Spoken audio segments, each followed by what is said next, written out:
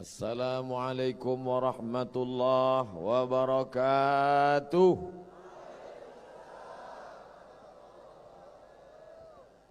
Bersyukur kepada Allah dengan ucapan Alhamdulillahi Rabbil Alamin. Berselawat kepada Rasulullah dengan mengucapkan Allahumma salli ala Sayyidina Muhammad wa ala alihi wa sahbihi wa barik wa sallim.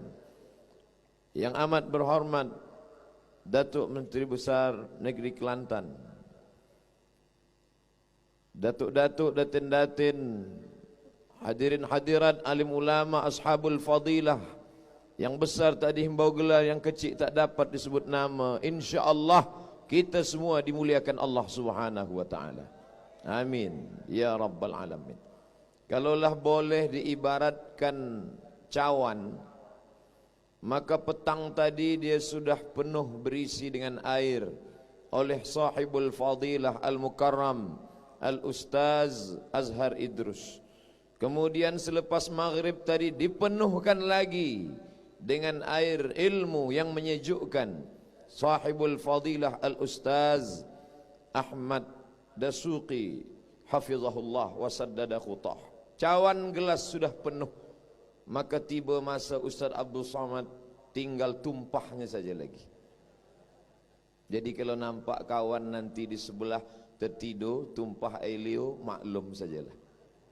Tapi insya-Allah tidak ada yang lebih, kerana ini adalah negeri yang dikenal dengan ilmu sebelum daripada yang lain. Ini adalah negerinya para murabbi dan ulama. Dulu ada sebuah kerajaan bernama Mempawah. Negeri itu terletak di Kalimantan. Mufti terakhirnya bernama Syekh Abdul Rahman Ibn Husain Al-Kalantani. Al-Kalantani makna Kelantan. Satu negeri lagi dikenal seorang ulama bernama Syekh Idris Al-Marbawi. Siapa yang tak kenal dengan kamus Al-Marbawi? Semua orang-orang Melayu yang belajar Islam bahasa Arab, dia tahu makna Al-Quran dan hadis dari kamus Al-Marbawi. Dari mana ini orang berasal? Dari negeri Melayu.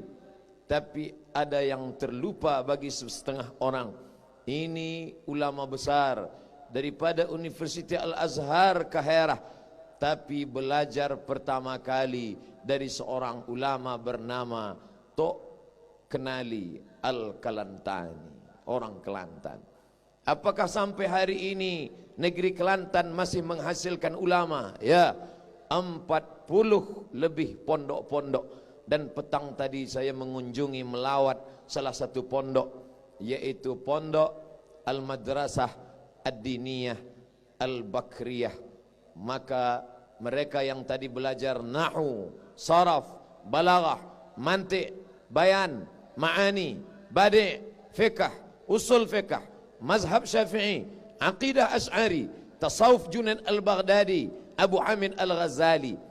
Mereka lah yang akan tetap menjadikan negeri ini baldatun tayyibatun wa rabbun ghafur. Takbir. Jadi tajuk kita malam ini, tegak Islam adalah tanggung jawab ummah. Kalau ada orang yang meragukan Islam di akhir zaman akan tumbang, maka perlu dia menonton acara kita malam ini supaya dia tahu 100.000 orang berkumpul di Stadium Sultan Muhammad keempat. 100.000. Dari mana Ustaz tahu 100.000? Sebab tadi saya dengar ada menyebut 100.000. Bila tak percaya, hitung kiralah sendiri. Semua yang datang ini adalah buah daripada dakwah para murabbi di masa yang lalu. Mereka yang menanam benih itu, mereka yang menyiramnya dengan ilmu. Hari ini dia sedang berbunga. Bunga itu dipetik oleh Abdul Somad yang datang dari bumi Melayu, Sumatera, Indonesia. Hanya saja ketika dia memetik bunga itu, gambarnya diambil, lalu kemudian diupload dalam www.facebook.com. Semua orang berkata, oh, jamaah Ustaz Abdul Somad, Masya Allah, Tabarakallah. Mereka tak tahu, dia hanya memetik bunganya saja. Siapa yang menanamnya, siapa yang menyiramnya, siapa yang memupuknya, itulah para murabbi-murabbi kita. Pisang emas bawa berlayar, masak sebiji di dalam peti. Hutang emas dapat dibayar, hutang budi dibawa mati. Apa yang dapat kita balaskan untuk mereka? Kalau sanggup mampu mengkhatamkan Al-Quran, apa kata Imam An-Nawawi rahimahullah? Wa in khatimul Quran, kalau mereka mampu mengkhatamkan Al-Quran, bacakan Al-Quran, hadiahkan pahalanya untuk mereka. Kalau tak mampu baca Al-Quran, likulli syai'in qalbun, segala sesuatu punya hati. Wa qalbul Quran Yasin, tak mampu baca Quran, bacakan Yasin. Yasin pun tidak sanggup, maka yang paling rendah Ummul Quran Al-Fatihah. Itulah yang tadi kita diajak oleh yang amat berhormat Datuk Menteri Besar, mengajak kita membacakan Al-Fatihah untuk para pendahulu merabbi. Al-Quran tidak juga sanggup, Yasin tidak mampu, Al-Fatihah pun tak mampu, mati sajalah. Apa yang dapat kita balaskan untuk mereka yang sudah menunjukkan kita mana hak, mana batil, mana bengkok, mana lurus, mana hitam, mana putih. Tertulis di bahu, tertulis di dada. Para mereka yang menjemput saya, laulal murabbi ma araftu rabbi. Kalaulah bukan kerana murabbi, kami takkan kenal Tuhan kami. Siapa yang mengenalkan kita? Mereka yang sudah berjasa. Apa balasan Allah untuk mereka? Dalam Sahih Muslim dikatakan, idza matal insan, manusia mati meninggalkan dunia, harimau mati meninggalkan belang, gajah mati meninggalkan gading, manusia mati meninggalkan nama. Nama apa yang ingin kau tinggalkan? Di Quran semua nama ada. Fir'aun ada, Qarun ada, syaitan ada, iblis pun ada. Tapi nama yang baik, jauh berjalan banyak ditengok, lama hidup banyak dirasa. Sudah banyak negeri yang dijalani, belum pernah lagi berkenalan dengan orang. Kenalkan Ustaz, nama saya Fir'aun. Padahal dia kuasa hebat, piramid sampai hari ini menjadi peninggalannya.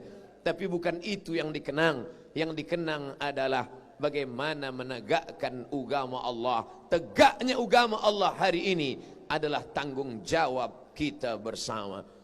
Sallu ala Rasulillah, Allahumma salli ala Sayyidina Muhammad wa ala ali Sayyidina Muhammad. Saya sampai di Kaherah tahun 1998, berkunjung ke salah satu rumah sahabat saya. Kebetulan istri dia orang Kelantan. Dia dapat, saya tak dapat. Saya tengok di dinding rumah itu ada gambar orang bersorban, wajahnya sejuk. Begitu rupanya orang soleh. Melihat wajahnya ingat kita pada Allah. Setengah orang melihat muka dia ingat kita hutang. Lama saya tengok, saya tak kenal ini siapa. Lalu saya tanya sambil berbisik, ini gambar siapa? Itu gambar Tuk Guru Nek Aziz. Oh, saya tak tanya banyak, saya cari maklumat tentang dia di mana? www.google.com. Ini rumah dia. Dia duduk makan di lantai. Tak lama saya bercerita dengan pelajar-pelajar Malaysia yang waktu itu mereka disatukan dalam PMRAM, Persatuan Mahasiswa Arab Republik Mesir. Mereka yang bersatu ini sahabat-sahabat kami, kawan-kawan kami semasa belajar di Al-Azhar Kaherah. Silih berganti mereka bercerita tentang kelebihan Tok Guru. Yang satu bercerita bahwa ada suatu ketika orang di tengah jalan, kereta dia rosak, tak boleh melanjutkan perjalanan. Masa itu ada berjumpa dengan Tok Guru, tapi dia tak kenal. Lalu Tok Guru mengatakan, bila kereta awak rosak, tak boleh teruskan perjalanan, pakailah kereta ini. Lalu orang yang kereta rosak tadi, dia pakai kereta Tok Guru. Dia tak tahu ni kereta siapa. Dia tengok ini orang baik saja. Lepas itu dia bawa ke tempat servis untuk membetulkan kereta. Orang terkejut. Awak siapa? Saya orang biasa. Kenapa awak boleh bawa kereta Tok Guru? Oh, ini kereta Tok Guru kah? Ya. Di mana awak berjumpa? Di tengah jalan. Sebab tadi kereta tiba-tiba rosak saja dan ada orang bagi pinjaman. Ini kereta Tok Guru. Dan dia bukan setakat guru agama saja. Bukan setakat orang yang faham agama saja. Dia adalah seorang yang amat berhormat. Seorang menteri besar. Cinta, walaupun tak pernah bersua, membuat saya berniat dalam hati, umur panjang, badan sihat, saya akan datang ke negeri bernama Kelantan. 21 tahun lamanya berkeinginan, rupanya tertulis di Lauhil Mahfuz. 14 hari bulan Februari 2019 barulah sampai. Tak berjumpa dengan Tok Guru, hanya setakat ziarah ke makamnya dan sampai ke rumahnya, bertemu dengan adiknya, bertemu dengan anak-anak dan cucu, dan sempat pula bersilaturahim. Begitulah rupanya takdir yang sudah ditetapkan Allah. Sakitkah hati? Kecewakah jiwa? Ya. Untung ada rukun iman yang keenam, berterima kepada takdir baik dan takdir buruk. Takdir yang seterima buruk tak berjumpa semasa hidup. Maka sakit hati saya setiap kali menengok gambar Sahibul Fadilah Ustaz Azhar Idrus. Bukan cuma berjumpa berguru, bahkan sempat pula ikut membawa jenazahnya ke makam. Allahu Akbar. Tapi apa mau dikata, yang lalu tak dapat diulang. Lan tarji'al ayyamul lati madat.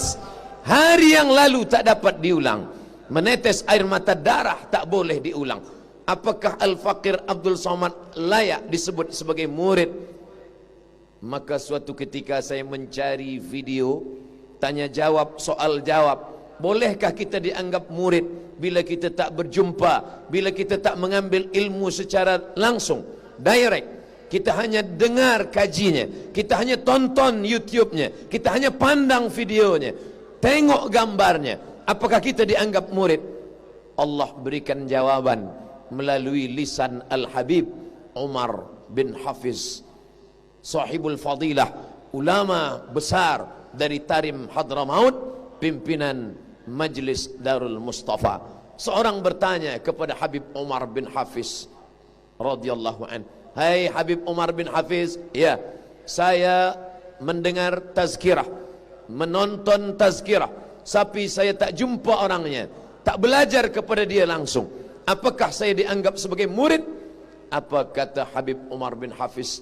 Ta'allugul galbi, kaitan hati.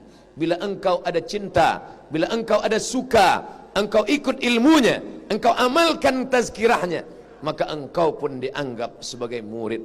Mudah-mudahan walaupun saya tak berjumpa, walaupun saya tidak sempat bermusafahah mencium tangannya, saya ingin di akhirat kelak tetap dianggap sebagai murid dari Tuan Guru Ni Aziz, insyaAllah. Doakan wahai jamaah, jangan sampai di dunia ini tak dapat, di akhirat pun tak juga. Tuan-puan, datuk datin di dunia ini sempat mendengarkan medan ilmu setiap hari Jumat.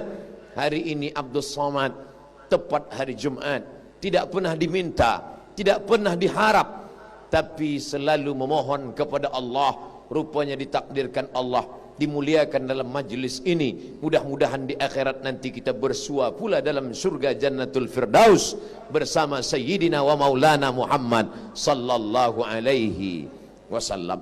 Abdul Somad tidak datang mengajar ilmu. Abdul Somad tidak datang untuk menyampaikan tazkirah. Abdul Somad datang ke Kelantan dengan niat melangkahkan kaki, bismillah tawakkaltu ala Allah, la haula wala quwata illa billah. Man kharaja fi talabil ilmi, siapa yang keluar rumah menuntut ilmu, fahuwa fi sabilillah, maka dia sama seperti orang berjihad fi sabilillah, hatta yarji'a, sampai dia pulang ke rumah. Maka dari semenjak saya datang sampai malam ini, sampai saya kembali ke kampung halaman saya di negeri Melayu Riau Sumatera, mudah-mudahan saya termasuk dalam golongan orang yang berjihad fi sabilillah.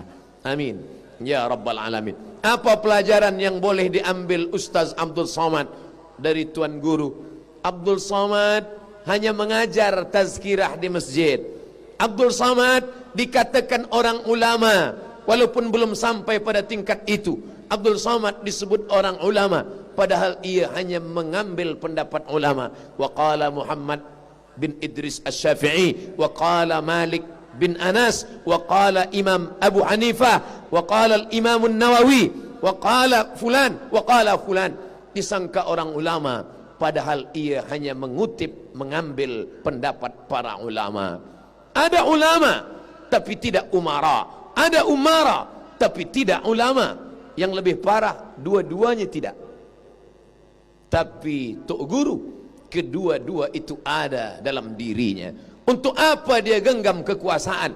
Kerana ingin menolong agama Allah. In tansurullah, kalau kau tolong agama Allah, yansurkum, Allah akan tolong kamu. Wa yuthabbits aqdamakum, dan dia akan kokohkan kaki kamu.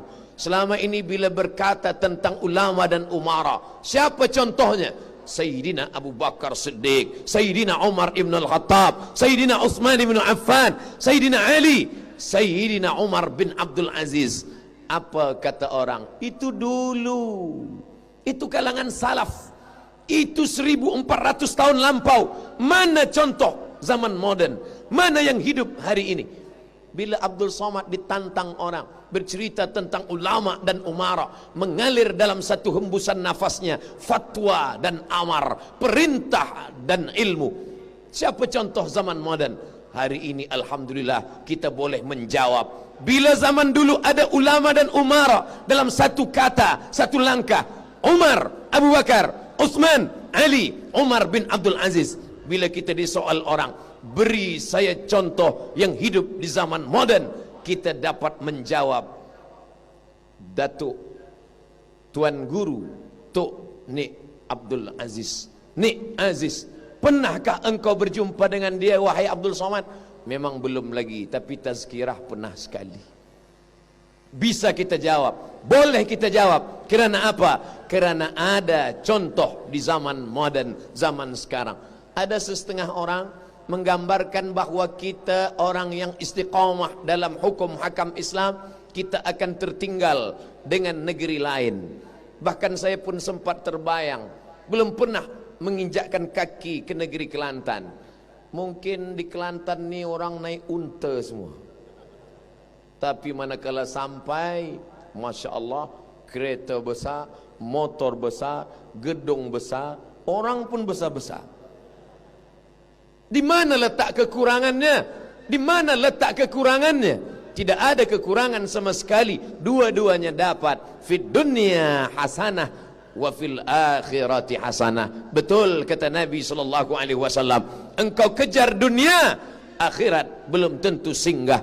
Tapi akhirat yang kau tolong, maka dunia akan bersimpuh di tapak kakimu. Kau kejar dunia, akhirat melayang. Tapi kalau kau tolong agama Allah, maka dunia akan bersimpuh di ujung tapak kakimu. Hari ini kita melihat itu di alam nyata, nampak terang benderang. Gedung megah, mewah, besar, indah, hari ini nampak di depan mata. Saya akan balik ke kampung halaman saya. Wahai tuan-tuan, kalian yang ragu untuk menjadi ulama, yang sekaligus umara, maka sesekali pergilah kalian datang ke Kelantan. Boleh Ustaz bawa kami? InsyaAllah sampai masanya. Bila itu? Nanti kita tengok jadual dulu. Saudaraku yang dimuliakan Allah dalam iman dan Islam, apa yang Ustaz pandang selama di Kelantan ini, Masya Allah, semua. Katanya kalau hukum Islam ditegakkan, maka gambar-gambar, banner-banner, billboard, tak ada perempuan membuka aurat. Memang tak ada. Tak adakah perempuan? Ada, tapi berhijab. Nampak saya banner, billboard besar. Oh, gambar perempuan, hijab, rambut tak nampak. Ada satu lagi besar. Oh, gambar saya. Masya Allah. Ada satu lagi besar juga, nampak saya tulisan Huawei handphone, tapi gambar lelaki. Inilah yang betul, kerana Hua itu lelaki. Selama ni perempuan, mestinya Huawei. Maknanya apa? Bukan berarti Islam menolak kemodernan. Islam bukan berarti menolak kemajuan. Islam adalah agama yang maju, mengejar dunia, tapi tanpa meninggalkan akhirat. Wabtaghi fima atakallahu daral akhirah. Carilah persiapan untuk akhirat. Wala tansa nasibaka minad dunya. Jangan lupa dunia. Wa ahsin kama ahsanallahu ilaik. Buat baiklah sebagaimana Allah sudah buat baik kepada kamu. Maka perbuatan yang kita lakukan hari ini adalah wujud kepada membalas kebaikan Allah subhanahu wa ta'ala. Tazkirah sebelum maghrib, tazkirah selepas maghrib, salat isya berjamaah, selepas isya pula melaksanakan salat hajat. Saya rasa seumur hidup baru inilah menengok salat hajat sebanyak ini. Salat hajat, saya tanya ini hajat ni apa? Sebab di kampung halaman saya biasa yang sembahyang hajat ni anak lajang yang tak berbini. Dia nak sembayangkan hajat perempuan itu. Ini namanya solat hajat royalty, Ustaz. Oh, jadi macam mana usollinya? Usolli sunnatal hajat royalty. Masya Allah, tabarakallah. Memanglah yang paling baik adalah doa yang didahului dengan munajat kepada Allah. Qalbul mu'min baina asabi'ir rahman. Hati orang beriman di antara kuasa Allah. Allah Maha Kuasa membolak-balikkan hati. Ya muqallibal qulub, wahai engkau yang membalikkan hati. Mereka berdoa, sedangkan 40 orang berdoa bergetar hati. 40.000 orang berdoa bergoncang hati. Konon lagi 100.000 orang berdoa. Dua kemungkinan, kalau tak dapat mati. Tapi tentu orang beriman berdoa yang baik-baik. Allahumma hdi qaumi, beri hidayah kaumku. Begitu yang diajarkan Nabi Muhammad sallallahu alaihi wasallam.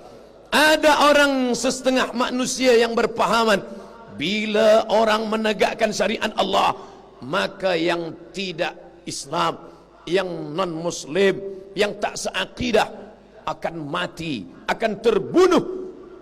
Dia tidak Islam, bakar rumahnya, hancurkan, larikan anak gadisnya.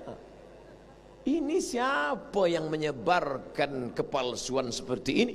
Abdul Somad malam ini terkejut, seumur hidup baru ini mendengar. Apa yang didengar tadi? Bukan Melayu, bukan Islam, takbir. Kenapa ada takbir bukan Melayu, bukan Islam? Rupanya Islam ditegakkan, maka yang tak Islam tetap mendapat rahmat. Karena kedatangan Islam, wa ma arsalnaka illa rahmatan lil alamin. Masa di Kaherah saya boleh membaca tulis Arab. Masa di Maghribi saya boleh baca tulis Arab. Tapi masa di Kelantan saya baca beberapa kali, tak saya boleh baca.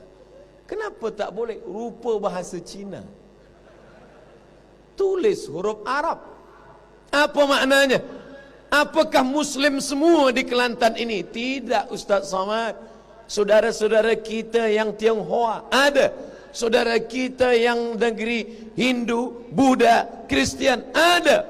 Semua dilindungi. Kenapa? Ajaran Islam, man qata'a sidratan, siapa yang memotong sebatang pokok kayu, sawwallahu ra'sahu finnar, Allah sungkurkan kepalanya dalam api neraka. Sedangkan pokok kayu tak boleh diganggu. Sedangkan pokok kayu, bukan manusia, dilarang untuk diganggu. Apa kata baginda Nabi Muhammad sallallahu alaihi wasallam ketika melepas pasukan perang menuju Mu'tah? Dulu bila melepas pasukan perang, ratakan dengan tanah, bakar kebunnya, hancurkan rumahnya. Tapi tidak begitu akhlak Islam. Apa kata baginda? Satajiduna rijalan fis sawami, kalian akan bertemu dengan lelaki-lelaki yang tinggal para padri-padri yang tinggal di cus tempat ibadah mereka. La ta'ridu lahum, jangan ganggu non muslim. La taqtulun nasabiyan murdi'a, jangan bunuh budak kecil yang sedang menyusu. Wala syaikhan faniya, jangan bunuh orang tua renta. La taqta'unna syajaratan, jangan cabut pokok kayu. La taqiranna nahlan, jangan rosak pohon kurma. Inilah ajaran yang dulu diajarkan Nabi SAW. Mana bukti nyata hari ini? Tuan-puan yang ingin menengoknya, datanglah ke Kelantan. Aku sudah menengok dengan mata kepalaku sendiri. Oleh sebab itu, tegaknya agama Allah bukan ingin menyombongkan diri. Menegakkan agama Allah bukan ingin menghancurkan, tapi ingin melindungi kerana merasa sayang. Nampak lubang tanah, tengok kiri kanan tak ada orang, maaf, lalu kencing di lubang tanah. Nabi marah, la yabulanna ahadukum fil juhri, jangan kencing di lubang tanah. Kenapa? Kenapa tak boleh? Ini kan binatang. Mereka juga makhluk Allah yang bertasbih memohonkan ampun untuk orang-orang yang mengajarkan kebaikan. Mereka di dalam hidup, mereka juga punya kehidupan. Bayangkan ajaran Islam yang begitu lembut, sedangkan pokok kayu, semut tak boleh diganggu. Apalagi jiran, tetangga, sahabat, kerabat, mereka sesama manusia. Semut yang ada di lubang tanah. Bayangkan kalau engkau buang najis air ke dalam, rupanya mereka sedang pilihan raya. Apa yang terjadi di dalam? Pernahkah manusia berpikir tentang semut di dalam lubang? Pernahkah manusia berpikir tentang kehidupan makhluk yang kecil? Islam mengajarkan itu. Itu hanya ada di kertas, itu hanya ada di kitab, itu hanya ada di sahih, di kitab hadis. Mana nyata, mana praktiknya? Maka kita bangga sebagai orang Melayu. Kamu tak perlu pergi jauh ke Jazirah Arab, dekat saja sudah kau temukan. Maka ini semua adalah membumikan Al-Quran. Kalau dulu Aisyah radhiyallahu anha ketika ditanya oleh sahabat, kaifa kana Rasulullah sallallahu alaihi wasallam, kaifa kana khuluqu Rasulillah sallallahu alaihi wasallam, bagaimana akhlak baginda, bagaimana budi pekertinya?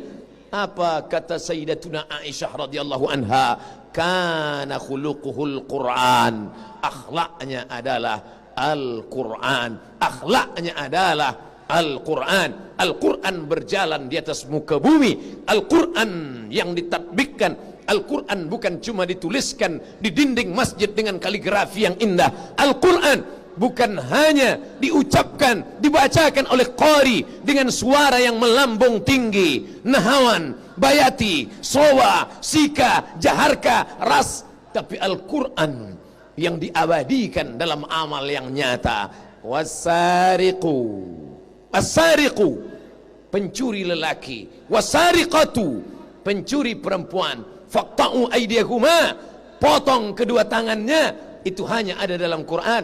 Tapi bila itu pernah diterapkan di kehidupan nyata, orang bercerita tentang Bani Umayyah, Bani Abbasiyah, Turki Utsmani, Muhammad Al-Fatih. Terlalu jauh engkau bercerita tentang Bani Umayyah, Bani Abbasiyah.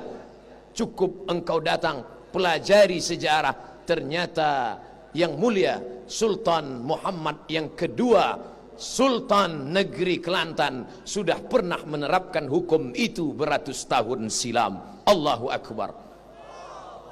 Dulu di tepi-tepi kampung Kelantan ada seorang petugas lelaki yang membawa cat berwarna hitam, memperhatikan bila ada perempuan yang membuka aurat, maka dia akan berikan tanda. Siapa itu? Wilayah Hisbah. Wilayah Hisbah yang memperhatikan aurat. Untuk apa aurat perempuan ini dijaga? Kerana di sini negeri para penghafaz Al-Quran. Menghafaz Al-Quran sehari satu muka surat, satu juzuk 20 muka surat. Satu juzuk dia perlu 20 hari untuk menghafaz. Satu bulan dia hanya dapat satu juzuk setengah.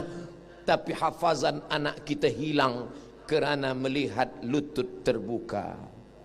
Kenapa? Karena aurat tidak ditutup.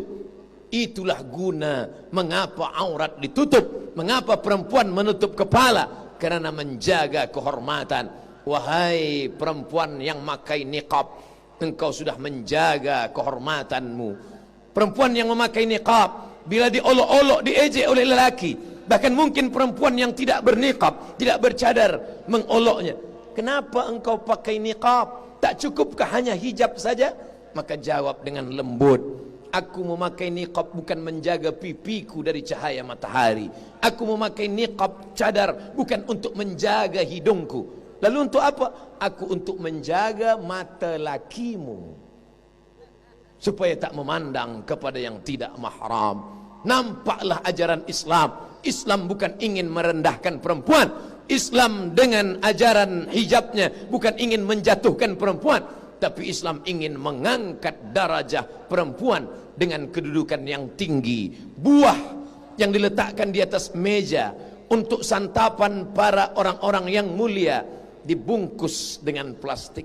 Maka datang seorang lelaki membukakan, izin Ustaz Somad, penutup air minum dibukakan, penutup buah dibukakan. Apa maknanya? Air yang baik ditutup, buah yang baik ditutup. Bila engkau ingin air yang baik, air yang ditutup, buah yang baik, buah yang ditutup. Kenapa saat memilih manusia kau pilih yang terbuka? Maka yang tertutup jugalah yang baik. Adapun yang sudah dapat yang terbuka, tutup sajalah. Jangan cari satu lagi yang tertutup, meskipun tak ada larangan. Apa maknanya? Ini kebaikan-kebaikan mesti kita jaga, mesti kita pertahankan. Ustaz Abdul Somad, kami dengar dalam sebuah tazkirah engkau pernah mengatakan sakit hati dengan kata-kata Tok Guru. Betul? Pernah Ustaz sakit hati? Pernah. Apa kata-kata Tok Guru yang membuat Ustaz sakit hati? Orang yang bagi tazkirah di masjid itu seperti bual-bual sahaja, seperti asap yang dihembus angin, tak bermakna. Awal mendengar itu ada rasa tersinggung. Aku yang bagi tazkirah di masjid, kenapa dikatakan seperti bual-bual kedai kopi, asap yang dihembus angin? Tapi setelah lama-lama dipikir, betul juga. Berkali-kali menyampaikan di masjid, bayarlah zakat, bayarlah zakat. Tapi orang tak membayar zakat. Tutuplah aurat, tapi orang membuka aurat. Jangan makan riba. Orang yang makan riba, alladzina ya'kuluna riba la yaqumuna illa kama yatakhabbathu syaitanu minal mas.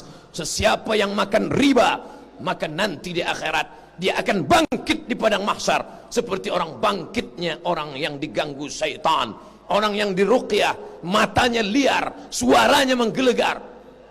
Nah, bukan berarti saya menggelegar ini diganggu setan, tidak. Begitulah dia nanti dibangkit di padang mahsyar. Disampaikan itu dalam tazkirah, dalam khutbah. Ayyuma lahmin, setiap daging di badan, nabata min haramin, kalau tumbuh dari riba, haram, fannaru aulabi, tempatnya api neraka. Keluar dari masjid, orang masih jaga makan riba. Keluar dari surau, orang tetap juga meletakkan uang di bank konvensional riba. Betul kata Tok Guru, cakapku hanya seperti asap yang dihembus angin. Kenapa? Karena tiada kuasa. Tapi begitu Tok Guru punya kuasa, apa yang pertama dia lakukan adalah meletakkan kekuasaan. Wang harus, mesti, wajib diletakkan di Islamic Bank.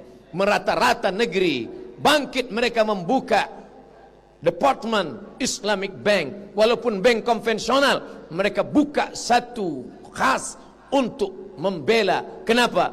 Karena ini adalah ucapan bukan dari ustaz, bukan dari Abdul Somad, tapi ucapan orang yang punya kekuasaan. Begitulah hebatnya kalau ulama punya kekuasaan. Takbir. Maka bila ada kita membaca dalam sejarah bagaimana hebatnya zakat pada masa pemerintahan Umar bin Abdul Aziz, kalau ada orang yang mampu berjalan dari San'a ke Darul Bayda, San'a Yaman, Darul Bayda dar rumah, Bayda putih. Darul Bayda, rumah putih. Casablanca, Yaman, Saudi Arabia, Suriah, Mesir, Libya, Aljazair, Tunisia, Aljazair Maghribi. 8 negara berjalan, tidak ditemukan fakir miskin. Apa sebab? Karena ada kekuasaan di tangan Umar bin Abdul Aziz. Begitulah hebatnya. Alhamdulillah, hari ini kita melihat mata yang bercahaya karena tidak makan riba. Para penghafaz Quran, betapa kasihan anak yang bersih, hijau, putih, tak ada dosa sama sekali, tapi ketika dia berdoa, doanya tak dikabulkan Allah. Apa sebab? Rajulun as'as, ada seorang lelaki, rambutnya kusut berdebu, yamuddu yadaihi ila sama, tangannya dia angkat ke langit. Apa dia katakan? Ya Rabb, ya Allah, ya Allah. Dia minta, tapi doanya tak dikabulkan. Ya Rasulullah sallallahu alaihi wasallam, mengapa doanya tak dikabulkan? 4. Mat'amuhu haram, makanannya haram. Malbasuhu haram, pakaiannya haram. Masrabuhu haram, minumannya haram. Malbasuhu haram, keretanya haram, motornya haram, rumahnya haram. Wa ghudhiya bil haram, disuap, diberikan makanan dengan makanan yang haram. Anak yang bersih lidahnya, istri yang menunggu di rumah, ternyata mereka makan haram. Tapi Tok Guru sudah menyelamatkan daripada riba. Dengan apa? Bukan setakat fatwa, bukan setakat kitab yang dibacakan di depan jamaah, tapi sampai pada kekuasaan.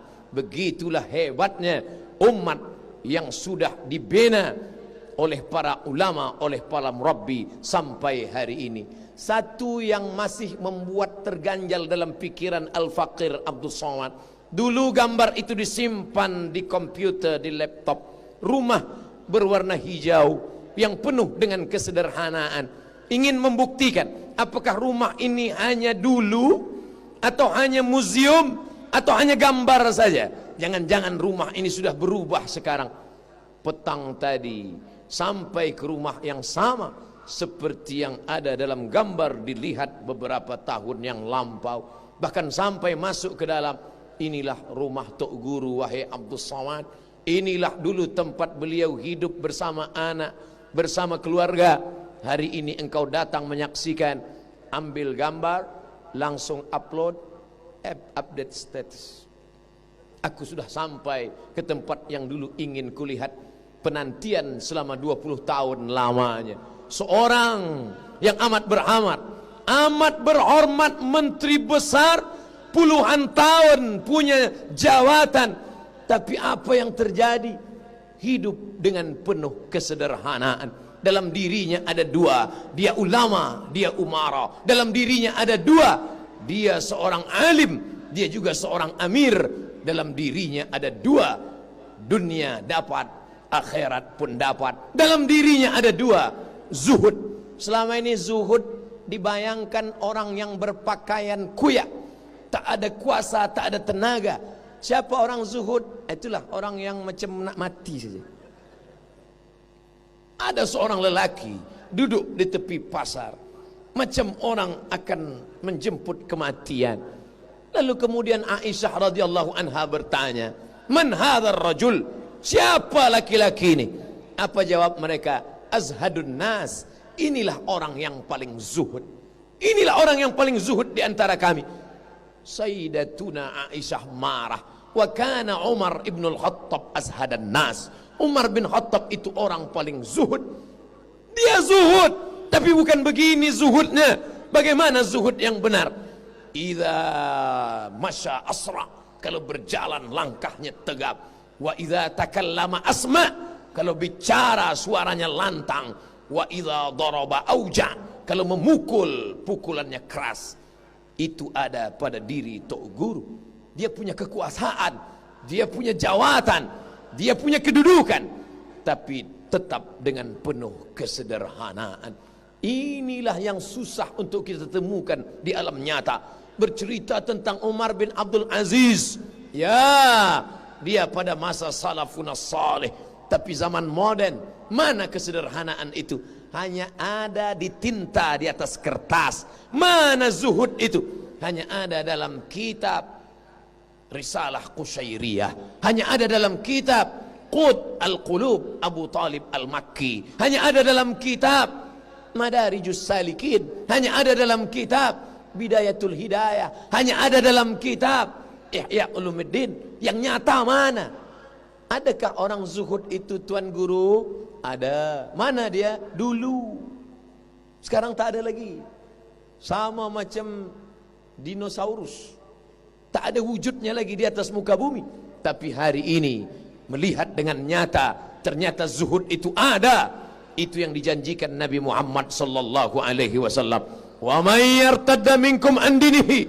Sesiapa saja di antara kamu yang meninggalkan ajaran zuhud ini, meninggalkan ajaran agama ini, fasaufa ya'tillah, akan diganti Allah biqaumin, dengan sekelompok orang, yuhibbuhum, Allah cinta pada mereka, wa yuhibbunah, mereka pun membalas cinta Allah, dan mereka tolong agama Allah.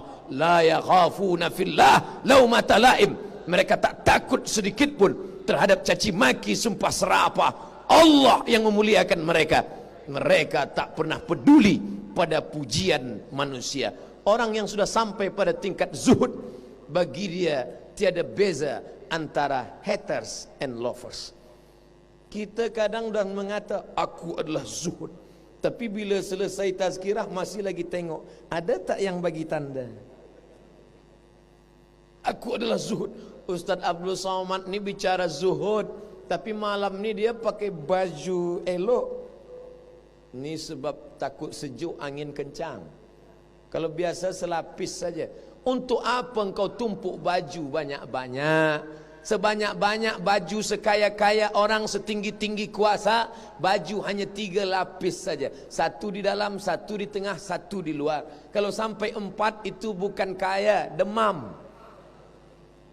Sekaya-kaya, sehebat-hebat orang, paling banyak makan 3 kali tambah saja. Sekali, 2 kali, 3 kali. Kalau sampai 4 kali, mungkin usus dah berlubang. Kulu, makanlah. Wasrabu, minumlah. Wala tusrifu, jangan berlebihan. Pakaiannya sederhana, zuhud. Rumahnya sederhana, zuhud. Sampai kepada makamnya pun, sampai di makam saya mesti bertanya dulu. Sahibul Fadilah Ustaz Azhar Idrus, yang mana makamnya? Itulah yang di hadapan Ustaz. Hanya batu 2 saja. Maka malam ini pun aku ingin menyampaikan, wahai jamaah di kampung halaman, wahai anakku, nanti kalau aku meninggal dunia, engkau buat pula lah makamku, makam Tok Guru Nek Aziz. Begitulah kesederhanaan yang dapat kita terima. Diajarkan bukan hanya setakat cakap.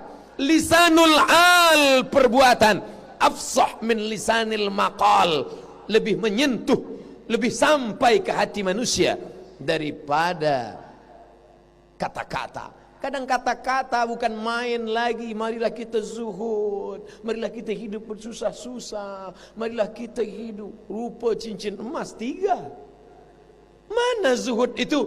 Betapa banyak kita sedang membangun istana pasir di tepi pantai. Ditengok dari jauh, cantik, bukan main.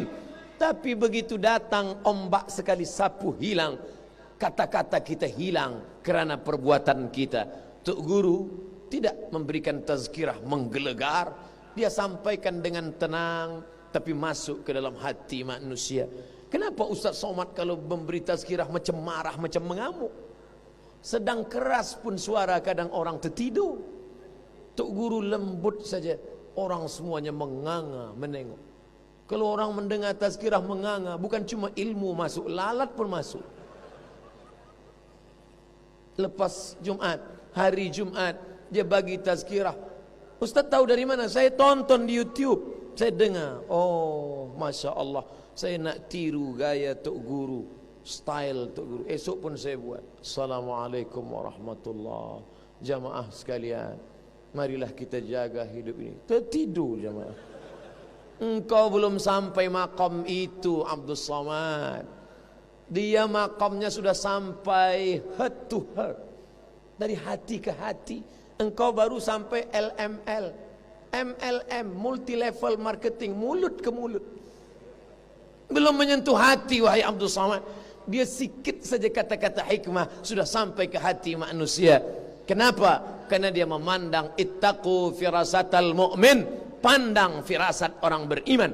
Fa innahu yanzur binurillah. Manakala Tok Guru bagi tazkirah, semua memandang dia. Ustaz Abdul Somad bagi tazkirah, tak ada memandang. Semua pandang layar proyektor. Kenapa awak pandang sana? Lebih elok di situ daripada di sini. Apa maknanya? Ternyata ada orang-orang yang diberi Allah keutamaan, meninggalnya jasadnya. Selama ini kita melihat orang meninggal dunia, orang yang berjalan mengantar, tapi ini tidak. Jasad itu yang di dalam keranda berjalan karena keutamaan, kemuliaan. Dilihat dari atas, inilah dia Ustaz Abdul Somad, Tok Guru yang dimuliakan. Apa kata Nabi SAW ketika tegak melihat ada jenazah? Dia orang baik, dia orang baik, dia orang baik. Apa kata Nabi SAW? Antum syuhada'ullah alal ard. Kalian adalah saksi-saksi Allah di atas muka bumi. Mereka bersaksi, mengatakan ini orang baik, tanpa ada rekayasa, tanpa ada senario, tanpa diminta. Hari ini orang memberikan kesaksian kerana diminta. Apakah jenazah ini baik? Baik. Ditanya, tapi ini tanpa ditanya, semua mengatakan baik. Yang Islam mengatakan baik, yang tak Islam pun mengatakan baik, karena mereka melihat kemanusiaannya. Mungkin dia tidak seagama dengan kami, mungkin dia tidak satu akidah dengan kami, tapi dia menghormati kami sebagai sesama anak cucu keturunan Adam, sebagai sesama manusia. Ini orang yang disegani kawan, yang ditakuti lawan. Semua berkata dia adalah kawan, sahabat kami. Maka malam ini saya lihat ada tulisan besar-besar. Apa nama tulisannya? Malam Murabbi Ummah. Malam Murabbi Ummah. Gambar Ustaz Abdul Somad. Saya sangka yang murabbi itu saya. Rupanya engkau terlalu berbaik sangka, Abdul Somad. Murabbi adalah Tok Guru, murabbi adalah ulama-ulama Kelantan. Tapi kita dapat saja setetes dua tetes pun dari kemuliaan mereka. Bisa kita ikut tradisi mereka yang baik-baik.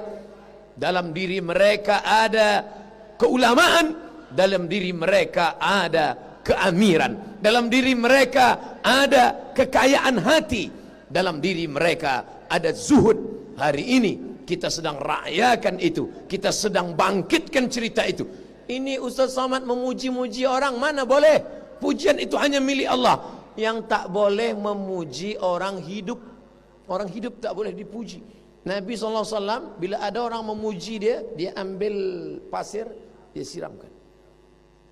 Tapi ini orang sudah meninggal dunia. Apa kata Nabi SAW? Ulkuru mahasina mautakum. Orang yang sudah meninggal dunia, ulkuru, sebutlah mahasin. Mahasin, jamak, plural. Sebut kebaikan-kebaikannya. Yang disampaikan Abdul Somad malam ini adalah mahasin, kebaikan-kebaikan. Di Quran pula dikatakan, wa amma bi ni'mati rabbika fahadits.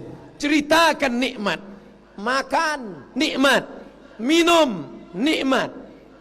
Hidup, nikmat.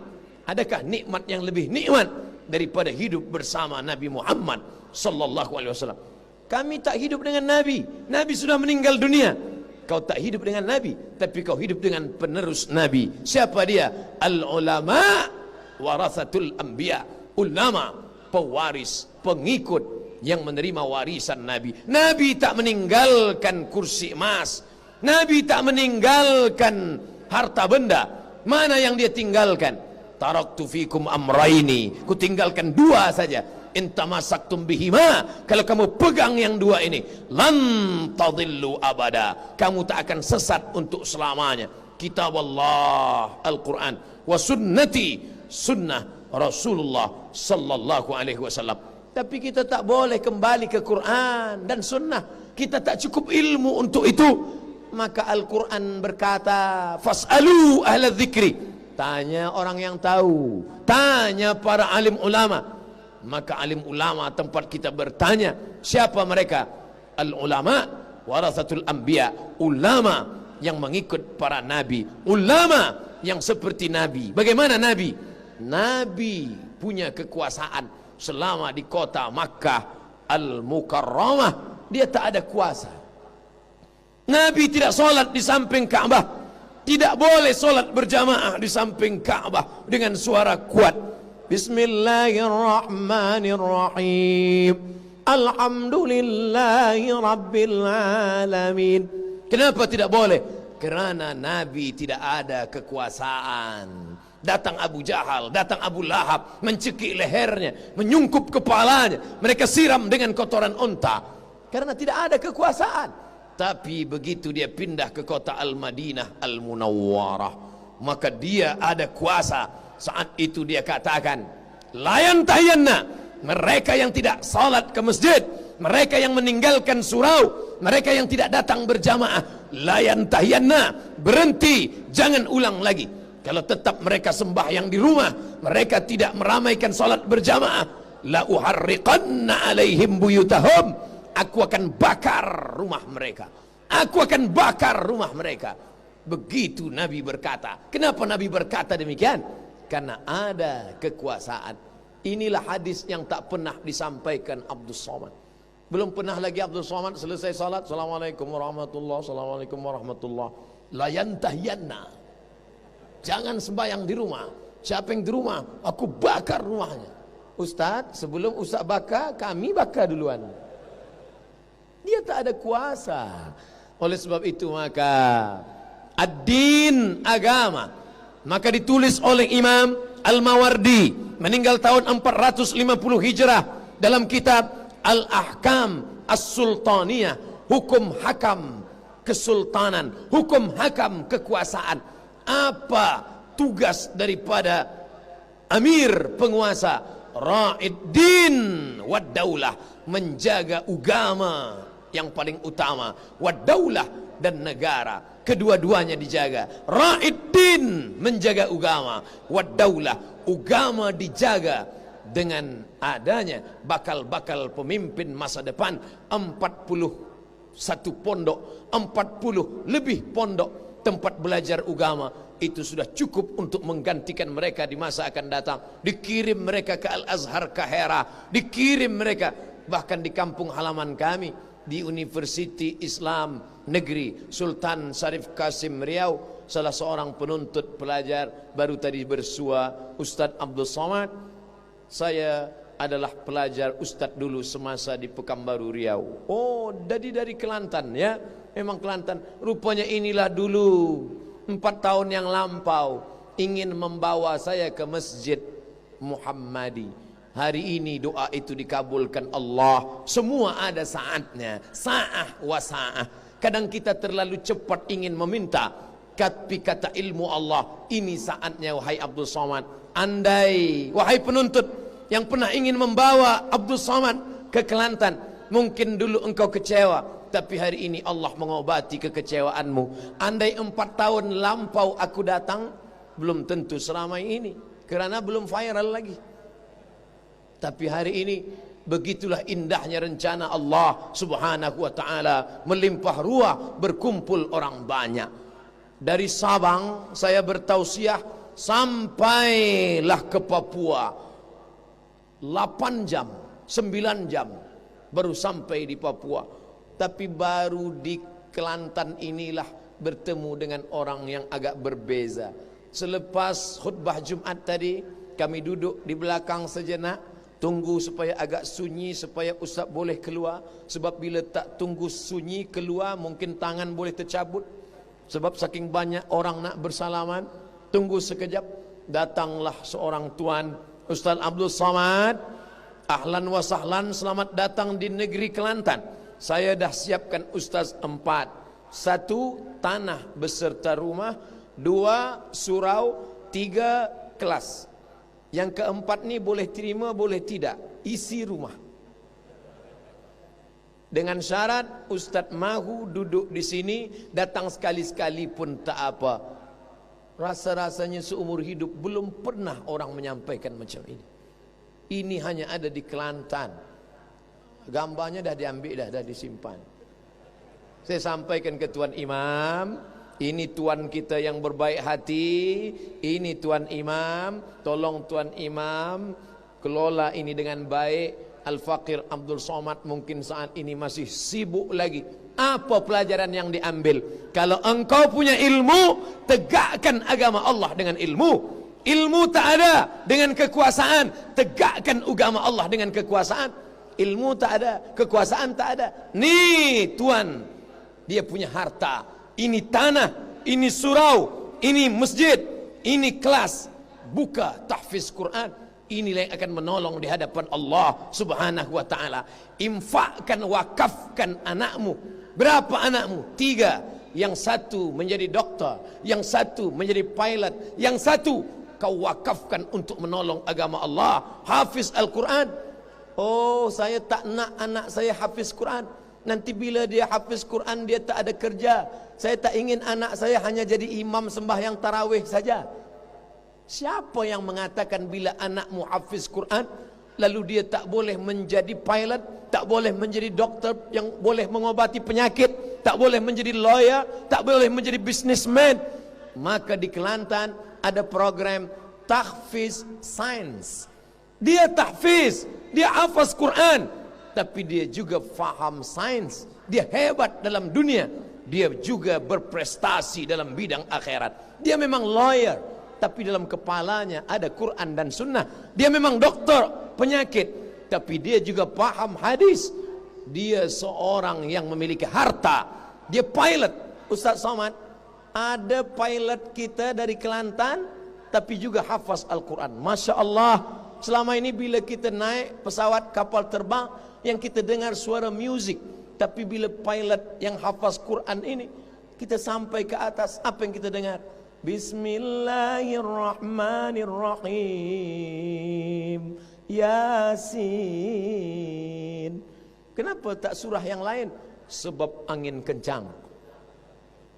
La tuqra'u fi amrin asirin. Bila dibacakan pada perkara yang susah, dibacakan pada perkara yang sulit, illa yassarahullah, dimudahkan Allah. Semua di dalam pesawat terbang ketakutan, takut mati, takut jatuh, takut meletup. Tapi manakala didengarkan ayat-ayat Allah, wa idza tuliyat alaihim ayatuhu, ketika ayat-ayat Allah dibacakan, zadathum imana, bertambah iman mereka, wa ala rabbihim yatawakkalun, dan mereka bertawakal kepada Allah. Di mana letak ketenangan jiwa? Di hati. Pada saat hati bimbang, hati ragu, hati cemas, hati takut, berzikir, diperdengarkan zikir, diperdengarkan salawat di dalam pesawat terbang yang mestinya dia dengar lagu macam-macam. Tempat setan masuk ke dalam hati melalui musik, melalui lagu yang tidak mengenal religi, yang tidak mengenal agama. Tapi manakala diperdengarkan salawat, masuk ke dalam hati, tenanglah jiwa. Sallallahu ala Muhammad, sallallahu alaihi wasallam, sallallahu ala Muhammad, sallallahu alaihi wasallam. Ya Nabi, salam alaika. Ya Rasul, salam alaika. Ya Habibi, salam alaika. Salawatullah alaika. Dia yang tadi ketakutan pun tertidur. Tapi sekarang jangan tidur dulu. Berapa lama Ustaz bagi tazkirah? Di mana-mana saya bagi tazkirah 60 menit. Selepas itu soal jawab 30. Rupanya di Kelantan tak ada soal jawab sebab semua dah faham. Ustaz bagi tazkirah 90 menit saja. Biasa 60-30. Tak, sekali lalu 90 menit. Dah berapa lama? 70. Maknanya sabar-sabarlah, tunggu 20 lagi. Janganlah masa saya bagi tazkirah ni semua tuan-tuan balik. Andai pun balik, saya tak sakit hati. Sebab saya pernah biasa tazkirah berdua dengan kameramen, pernah. Di televisyen bukan banyak orang, macam orang banyak aja. Saudaraku yang dimuliakan Allah, tak ada orang, berdua aja dengan dia. Hari ini Masya Allah, orang ramai.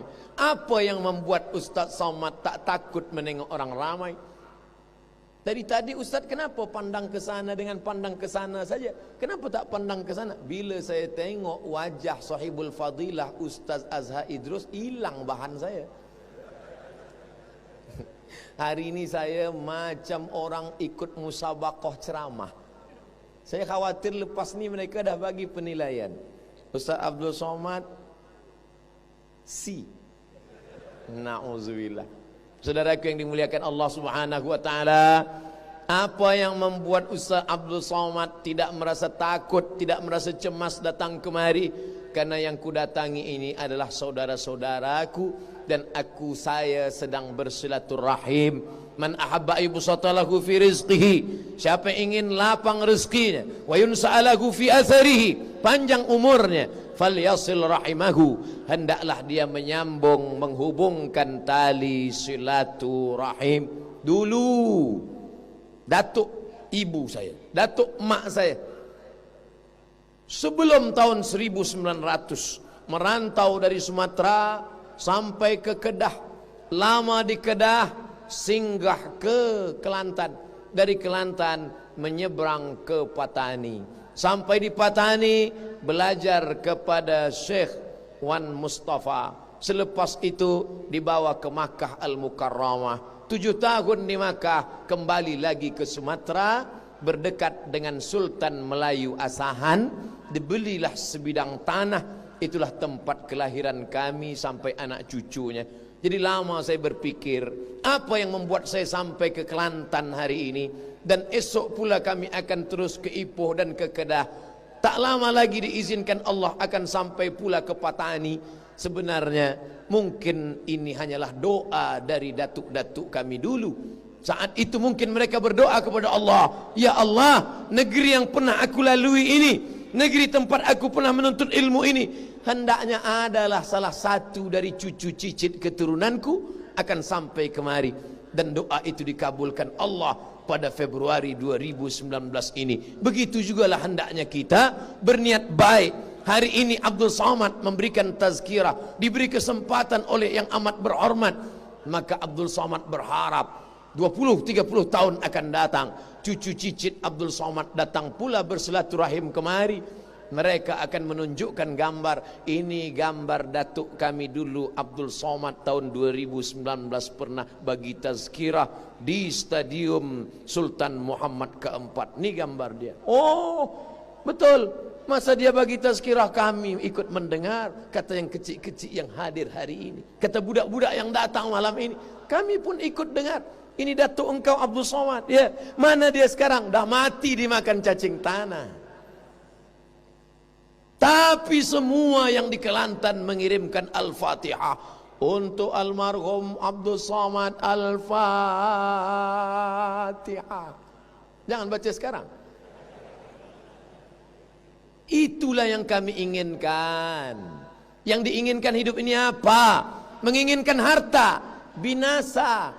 Menginginkan kuasa, akan berakhir. Menginginkan cantik rupa, akan berubah. Inilah tabiat manusia. Sampai masanya berhenti, semuanya akan mati. Tapi yang kita tinggalkan akan kekal abadi. Sampai hari ini Masjid Sultan masih tetap tegak berdiri. Abdul Somad salat menyampaikan khutbah, maka mengalir pahalanya. Idza matal insan, manusia mati, inqata'a, putus. Apa yang tetap mengalir? Yang mengalir adalah sadaqatun jariyah. Ada, alhamdulillah, ilmun yuntafa'u bih. Ada. Tapi kami bukan dari Kaherah, kami tak pernah belajar di Al-Azhar, kami bukan ulama. Bagaimana kami boleh ada ilmu yang mengalir?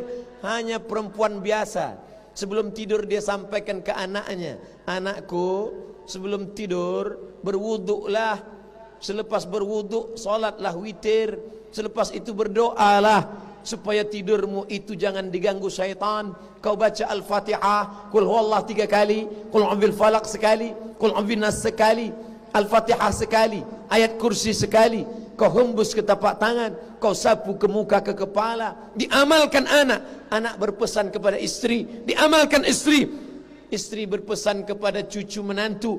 Maka engkau sudah beramal. Bukan susah, ilmun yuntafa'u bih.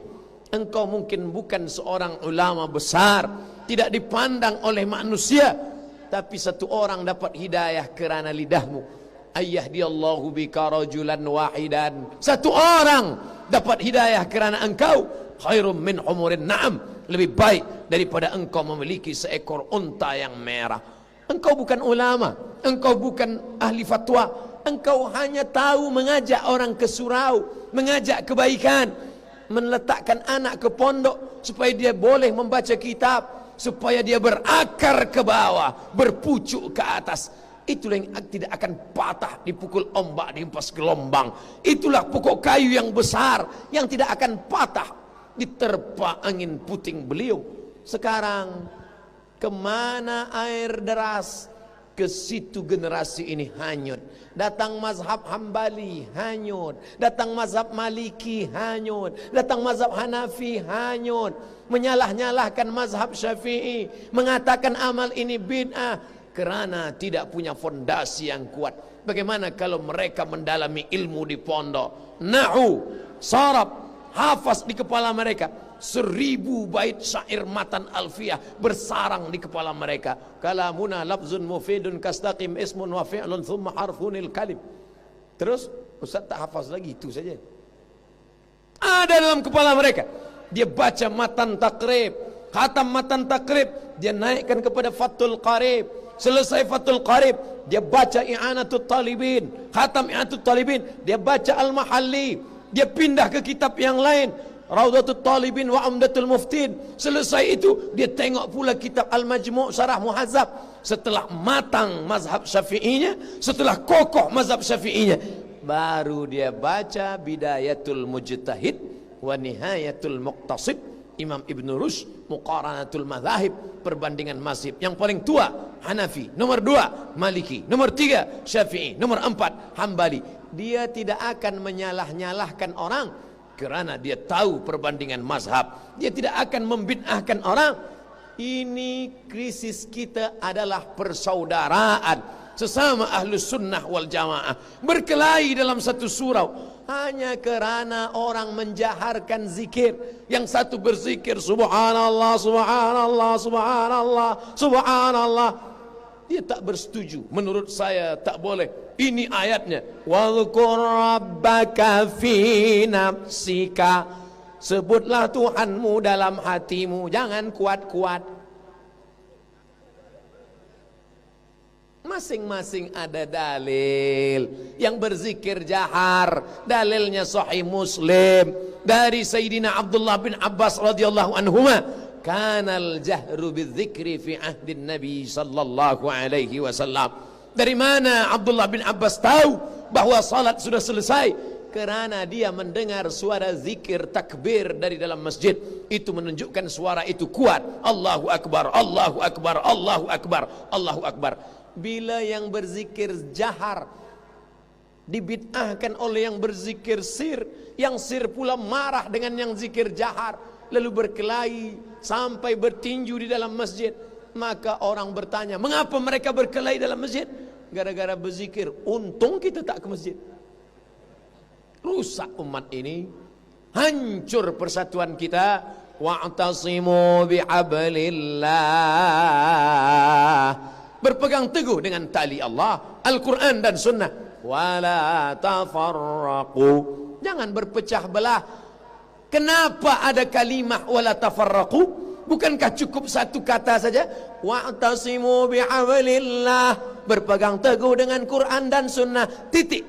Kerana ternyata orang yang sudah membaca Quran, membaca tafsir, membaca hadis pun terjebak pada tafarraqu, maka ditambah Allah, wa'tasimu bihablillahi jami'au wa la tafarraqu. Jangan berkelahi, jangan berpecah belah. Masuklah Al-Imam Asy-Syahid Hasan Al-Banna ke dalam masjid. Dia tengok orang sedang berkelahi di bulan suci Ramadan. Yang satu mengatakan tarawih mesti 23 rakaat, kalau tidak maka namanya bukan tarawih. Yang satu berkata 11 rakaat, hadis riwayat Muslim. Kalau lebih dari 11 rakaat bid'ah, wa kullu bid'atin dhalalah wa kullu dhalalatin finnar. Datang Imam Syahid Hasan Al-Banna tersenyum. Kamu berkelahi kerana apa? Kerana tarawih. Hukum tarawih itu apa? Sunnah. Berkelahi di masjid apa? Haram. Gara-gara yang sunnah kalian jatuh pada yang haram. Mencium hajar aswad sunnah, tapi menyikut kiri, menyikut kanan, menyipak ke muka, menanduk ke belakang, ini pekerjaan lembu. Apa kata Sayyidina Umar Ibn Al-Khattab manakala akan mencium hajar aswad? Ya hajar, wahai batu, innaka la tanfa' wa la tadur. Engkau tak dapat mendatangkan manfaat, engkau tak boleh menolak mudarat. Laula Muhammadun qabbalaka ma qabbaltuka. Kalaulah bukan kerana Muhammad mencium engkau, aku pun tak sudi mencium engkau. Aku cium engkau. Alasannya kerana satu, karena mengikut Sayyidina wa Maulana Muhammad sallallahu alaihi wasallam. Hari ini engkau sikut kiri dan kanan, engkau sakiti saudaramu hanya untuk melaksanakan yang sunnah, kau tinggalkan yang wajib, kau rosakkan ukhuwah. Siapa sebenarnya yang kau ikut? Kalau dulu Umar berkata, kalaulah bukan kerana mengikut Muhammad, aku pun tak menciummu. Hari ini orang berkata, kalaulah bukan kerana jiranku nanti akan bertanya di kampung, kau boleh cium apa tidak?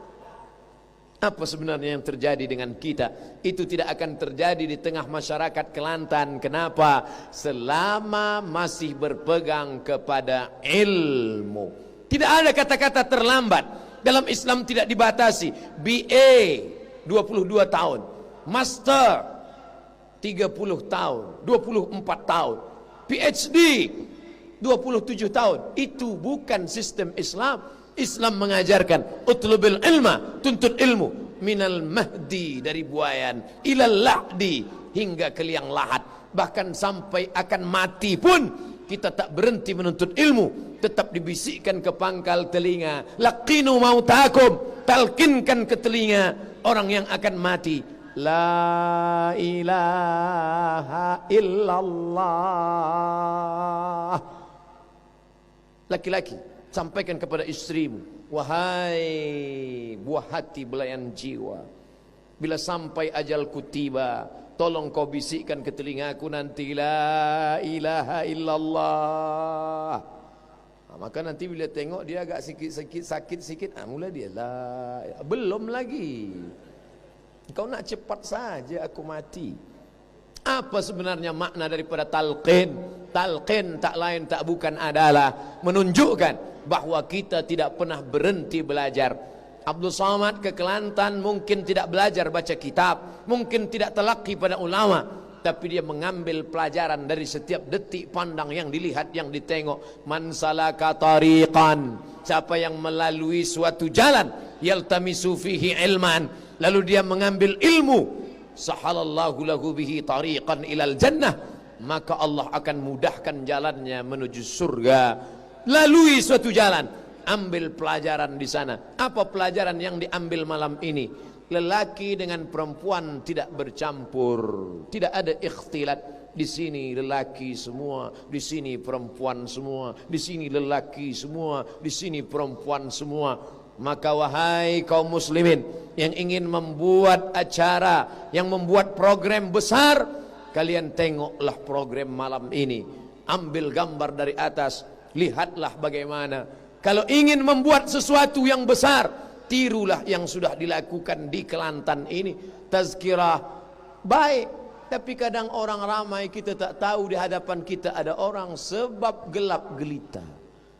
Malam ini terang benderang nampak. Kadang saya bagi tazkirah gelap, macam berhadapan dengan hantu saja.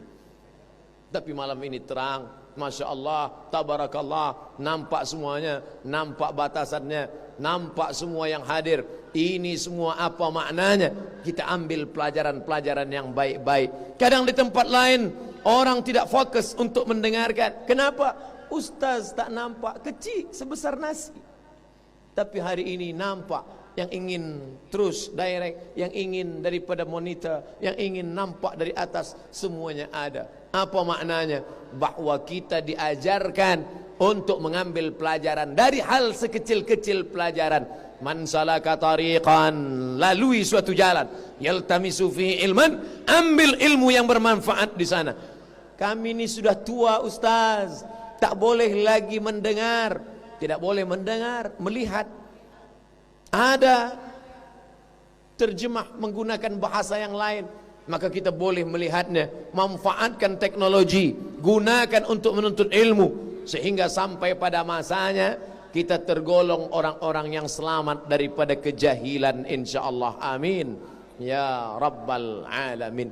Abdul Somad tazkirah di majlis ini ditonton oleh 100.000 orang lebih kurang. Tapi manakala sahabat-sahabat, kawan-kawan, hadirin hadirat merakam, recording, dia share, lalu kemudian esok sebulan 2 bulan ditonton, diperhatikan, dilihat oleh 1 juta orang, 2 juta orang, maka dia sudah melakukan amal kebaikan. Dia tidak pernah bagi tazkirah, dia tidak pernah berikan ceramah, dia hanya diam saja, tapi diamnya pun bernilai ibadah, kerana dia sudah berbagi kebaikan-kebaikan kepada orang lain. Kuntum khaira ummah, kamu umat yang terbaik. Apakah kamu umat terbaik kerana umurmu panjang? Mungkin. Apakah kamu umat terbaik kerana engkau kaya? Boleh jadi.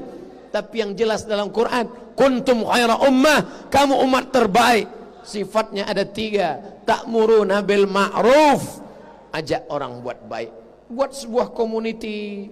Mari kita dalami Al-Quran. Dulu masa muda kita pernah lupa lalai, sibuk mengejar dunia. Di hari tua ini kita belajar, berguru kepada ustaz-ustaz dari pondok, yang bersanad sampai kepada imam-imam, sampai kepada tabi'in, sampai ke tabi'in, sampai ke sahabat, sampai kepada Sayyidina wa Maulana Muhammad sallallahu alaihi wasallam.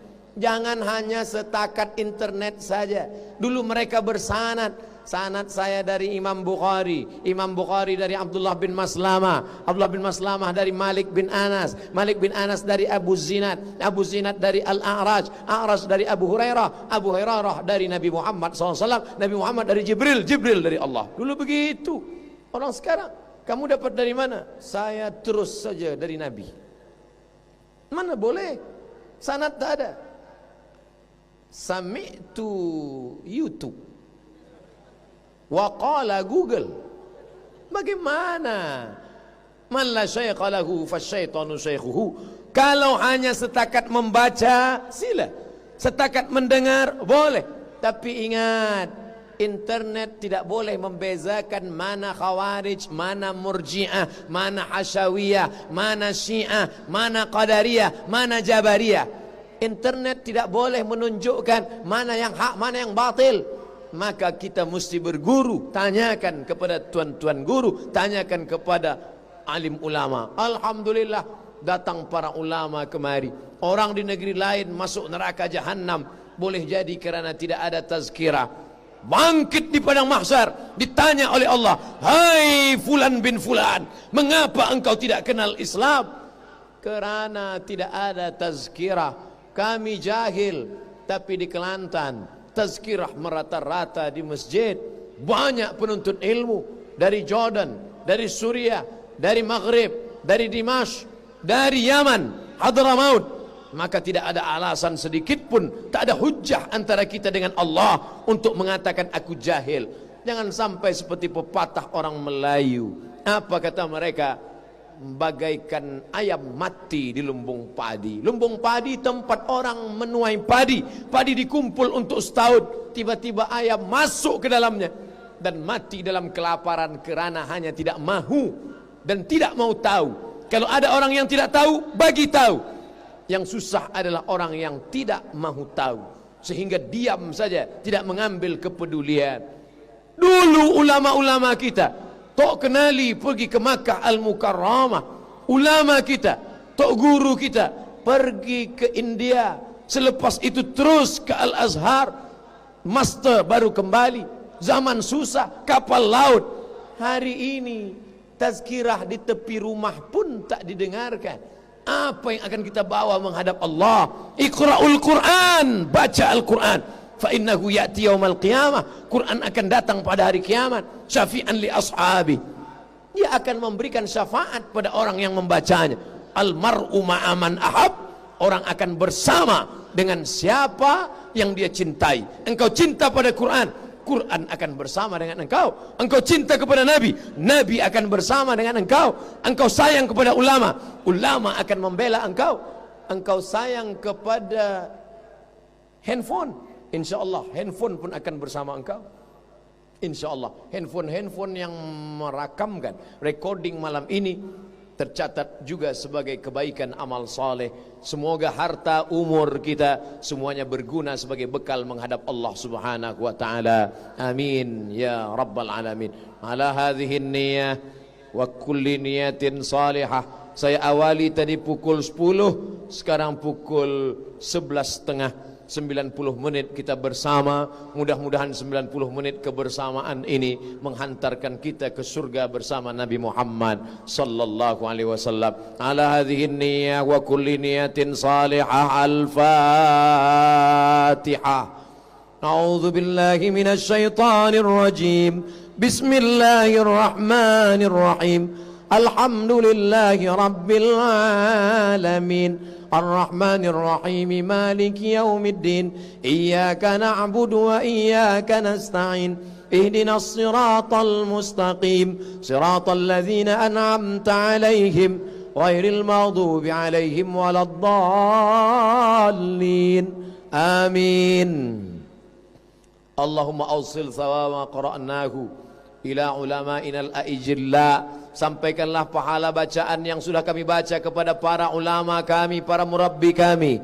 Allahumma ighfir lahum warhamhum. Ampunkan mereka, rahmati mereka. Waj'alil jannata mathwahum. Jadikan surga sebagai tempat mereka. Allahumma ja'al kuburahum raudhatan min riyadil jinan. Jadikan surga jadikan kubur mereka salah satu dari taman-taman surgamu ya Allah. La taj'al kuburahum hufratan min hufarin niran. Jangan jadikan kubur mereka salah satu dari lubang nerakamu ya Allah. Allahumma inna natawassalu ilaika bijahi nabiyyika Muhammad sallallahu alaihi wasallam. Kami bermohon dengan bertawassul kepada Nabi Muhammad sallallahu alaihi wasallam, antuballigh maqasidana, sampaikanlah segala maksud kami, wa taqdi hajatina, sampaikan hajat kami seperti yang kami mohonkan dalam salat hajat tadi ya Allah. Allahumma yassir umurana, mudahkan segala urusan kami, umurat dunia wal akhirah, urusan dunia dan akhirat. Allahumma ja'al hadzal balada baladan aminan mutmainnan ya'tihi rizquhu min kulli makan. Jadikan negeri ini, negeri Kelantan bil khusus, negeri yang aman, damai, selamat, terbuka pintu rezeki dari segala penjuru ya Allah. Allahumma dafa'anna al-ghala wal waba wal fahsya wal riba wal zina wal munkar ma dhahara minha wa ma batan. Jauhkan negeri ini dari malapetaka, bencana, musibah, zina, riba, dadah, segala perbuatan keji dan mungkar. Allah marzuqna imaman adila. Jadikan pemimpin kami pemimpin yang adil dan amanah. La tusallit alaina bidzunubina man la yakhafuka wa la yarhamuna. Jangan jadikan orang yang berkuasa atas kami orang-orang yang tak takut padamu dan tak sayang pada kami ya Allah. Allahumma ja'al abna'ana wa banatina min huffazil Quran wal hafizat. Jadikan generasi kami, anak keturunan kami orang-orang yang hafaz Al-Quran. Minal mujahidina fi sabilik bi amwalihim wa anfusihim. Mereka akan menolong agamamu dengan harta dan nyawa mereka. Allahumma la taj'alid dunya akbaru hammina wala mablagha ilmina. Jangan jadikan dunia sebagai cita-cita tertinggi kami. Jangan jadikan dunia sebagai harga bagi ilmu kami. Allahumma khtim lana bi husnil khatimah wa la takhtim alaina bi su'il khatimah. Allahumma ja'al akhir kalamina inda intihai ajalina. Jadikan akhir kalam kami ketika ajal kami tiba, yang terakhir keluar dari mulut lisan kami, la ilaha illallah Muhammadur Rasulullah sallallahu alaihi wasallam. Rabbana atina fid dunya hasanah wa fil akhirati hasanah wa qina adzaban nar. Wa sallallahu ala sayyidina wa maulana Muhammad wa ala alihi wa sahbihi wa sallam. Walhamdulillahi rabbil alamin. Taqabbalallahu minkum minna wa minkum taqabbal ya karim. Terima kasih segala perhatian. Mohon maaf segala kekhilafan. Wassalamualaikum warahmatullahi wabarakatuh.